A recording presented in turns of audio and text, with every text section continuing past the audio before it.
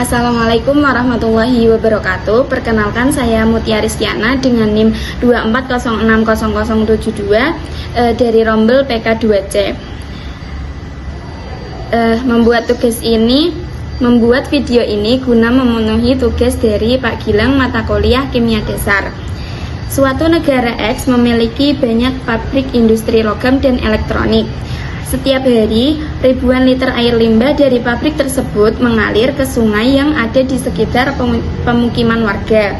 Nah, di antara zat pencemar yang ikut mengalir itu terdapat zat-zat yang sangat berbahaya, yaitu logam berat seperti Cr6+ dan merkuri Hg2+. Nah, tidak hanya beracun, ion-ion tersebut juga dapat terakumulasi dalam tubuh manusia sehingga menyebabkan gangguan kesehatan jangka panjang seperti kerusakan ginjal, gangguan saraf, dan kanker. Nah, akibat dari pencemaran limbah tersebut, banyak masyarakat yang mengeluh kepada pemerintah karena banyak di antara mereka itu terjangkit beberapa penyakit tersebut. Oleh karena itu, pemerintah dan para ilmuwan muda itu berinisiatif agar mencari solusi ilmiah yang efektif untuk menanggulangi masalah tersebut.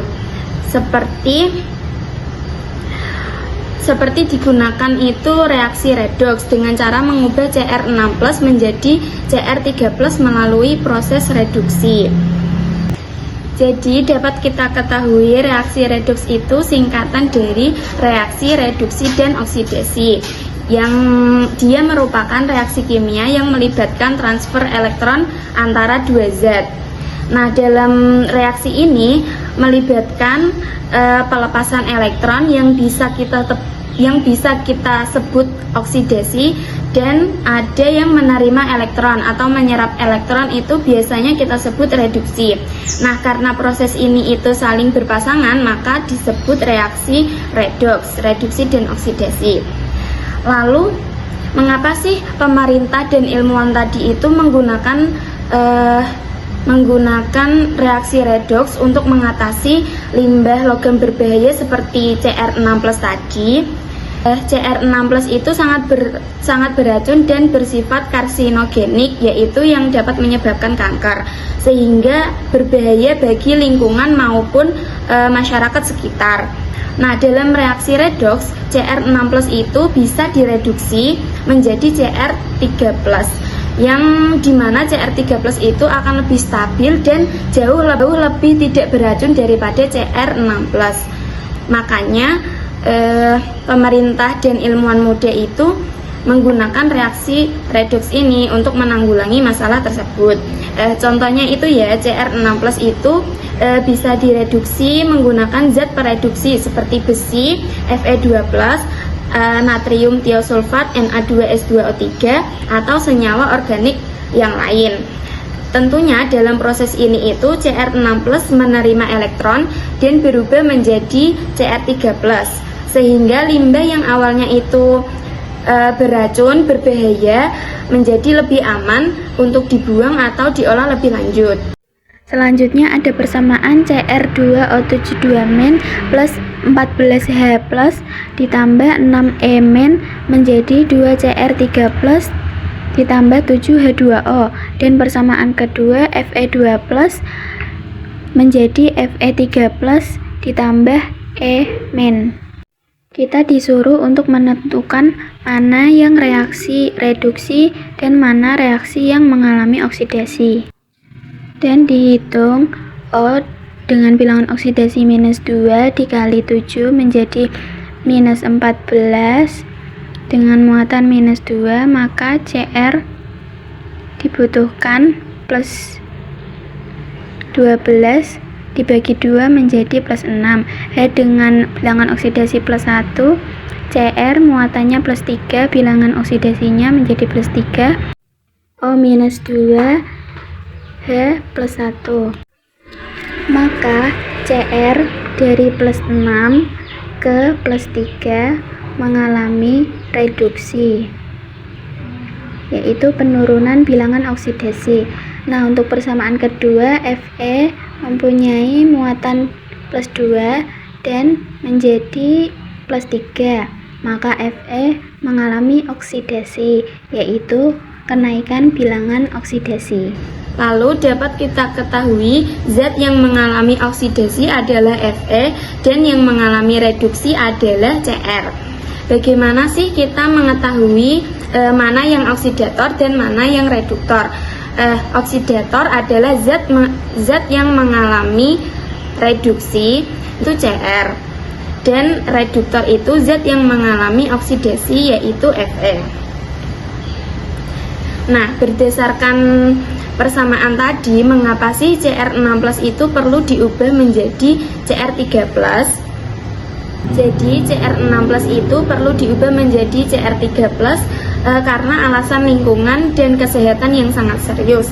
Yang pertama, Cr6+ itu sangat beracun dan bersifat karsinogenik yang menyebabkan kanker.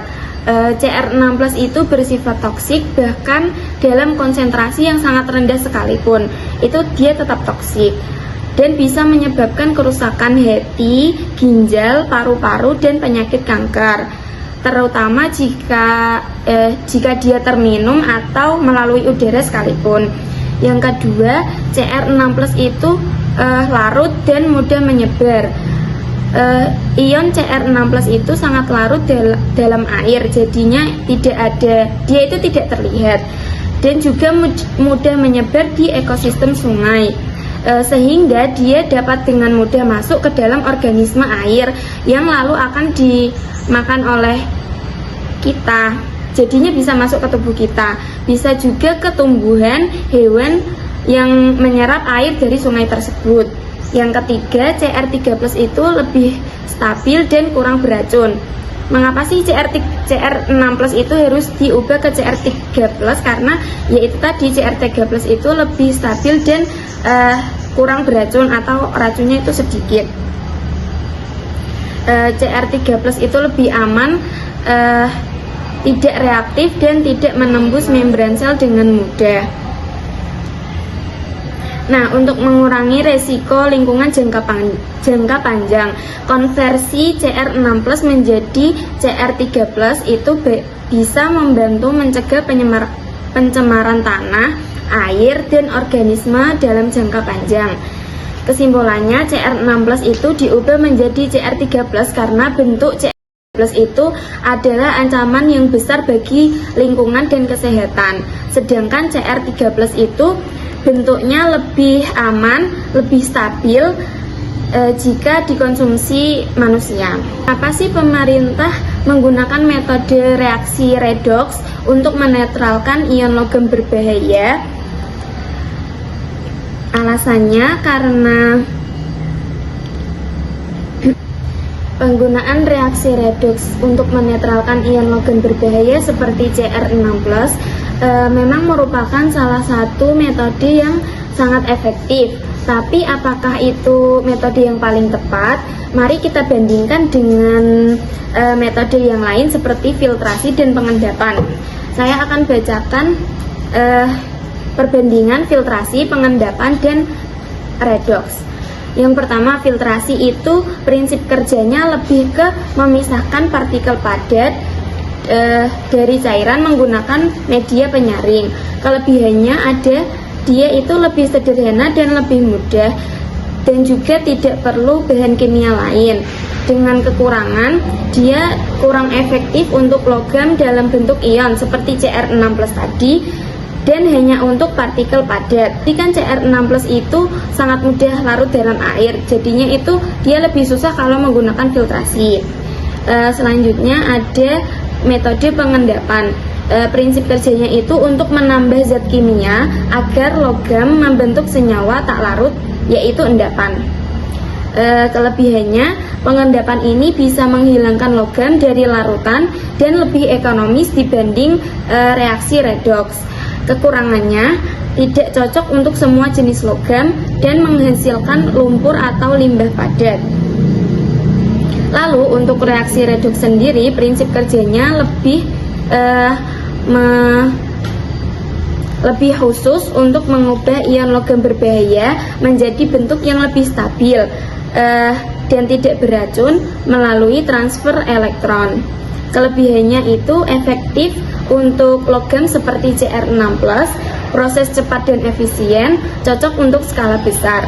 Kekurangannya, dia akan butuh bahan kimia tambahan untuk mereduksi tadi, seperti Fe, dan resiko produk samping, dan juga perlu kontrol reaksi.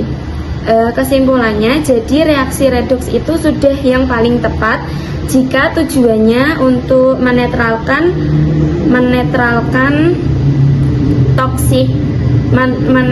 sifat toksik dari ion logam berat tadi CR6+. Sedangkan filtrasi dan pengendapan itu bisa menjadi metode tambahan atau metode alternatif tergantung pada jenis limbah dan sumber daya yang tersedia. Selanjutnya akan saya jelaskan proses reaksi redoks itu bagaimana sehingga dia dapat membantu menurunkan dampak pencemaran logam berat di sungai. Nah, proses redoks ini dapat membantu menurunkan dampak pencemaran logam berat di sungai dengan cara mengubah logam berat yang beracun seperti tadi CR6+, ada juga Hg2+, dan Pb2+, menjadi bentuk yang lebih aman, lebih stabil, dan tidak beracun. Ini penting karena logam berat dalam bentuk ion larut dan mudah menyebar itu akan masuk dalam rantai ekosistem. Maka ini ada penjelasan tahapan reaksi redoks secara runtut dan logis dalam menangani pencemaran logam berat di sungai. Ini untuk CR6+. Yang pertama itu identifikasi dan analisis limbah. Air sungai diuji untuk mengetahui jenis dan konsentrasi logam berat yang tercampur dalam air tersebut. Setelah itu, dia ditentukan pH, suhu, dan kandungan senyawa lain yang ada di dalam air tersebut. Langkah kedua itu penambahan zat pereduksi. Zat pereduksi itu dicampur ke dalam air yang tercemar tadi. Bisa Fe2, SO2 atau natrium tiosulfat Na2S2O3. Tujuannya ditambah zat pereduksi itu adalah untuk memberikan elektron kepada logam berat yang bersifat oksidator kuat seperti CR6+ tadi. Selanjutnya CR6+ itu direduksi agar menjadi CR3+ dengan melalui proses reaksi redoks agar dihasilkan CR3+. Setelah itu, setelah reaksi redoks tadi, pH bisa dinaikkan agar CR3+ mengendap sebagai CrOH3, yaitu senyawa yang tak larut dan mudah dipisahkan. Lalu, tahap kelima itu pemisahan dan pengolahan endapan. Endapan CrOH3 tadi dipisahkan melalui proses pengendapan dan filtrasi. Lumpur hasil endapan dikumpulkan dan diproses lebih lanjut atau dibuang secara aman agar tidak berbahaya bagi warga sekitar. Yang terakhir adalah monitoring dan pemulihan lingkungan. Air yang sudah diolah dan diuji tadi itu diuji kembali untuk memastikan dia itu tidak mengandung logam berat yang berbahaya dan beracun. Lalu langkah yang selanjutnya itu bisa berupa bioremediasi atau penanaman vegetasi untuk membantu pemulihan ekosistem sungai. Setelah menjawab semua pertanyaan yang sudah disediakan dalam platform, apakah saya sudah menggunakan konsep redoks dengan benar? Menurut saya sudah cukup memahami konsep reaksi redoks dan sudah cukup bisa untuk mengaplikasikan dalam kehidupan sehari-hari.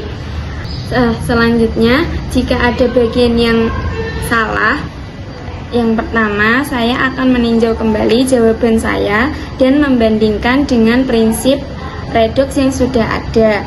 Dari situ saya akan mengetahui bagian mana yang kurang tepat. Lalu saya akan mencari referensi, bisa dalam artikel, buku, atau jurnal-jurnal lain, dan menemukan jawaban yang sudah benar. Setelah itu saya akan mengonsultasikan langsung kepada dosen apakah jawaban tersebut sudah sesuai dengan teori.